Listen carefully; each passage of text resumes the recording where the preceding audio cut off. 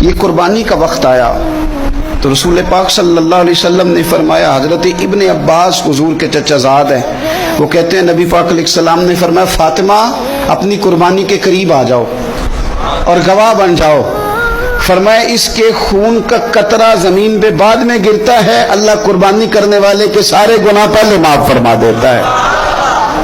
حضرت فاطمہ کی شان اقدس پر بھی ہماری مائیں قربان، ہماری بیٹیاں قربان، کیا انداز ہے سیدہ کا، فوراً پوچھتی ہیں، فوراً امت کا بھلا کرتی، کہتی یا رسول اللہ صلی اللہ علیہ وسلم یہ صرف اہل بیت کے لیے یہ سارے مسلمانوں کے لیے؟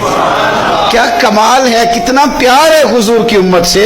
حضور یہ صرف اہل بیت نبوت کے لیے ہے؟ نبی پاک نے فرمایا نہیں فاطمہ یہ ساری امت کے لیے فضیلت ہے کہ قربانی کرنے والے کے جانور کا خون کا قطرہ بعد میں زمین پہ گرتا ہے، اللہ سارے گناہوں کو پہلے معاف کر دیتا ہے۔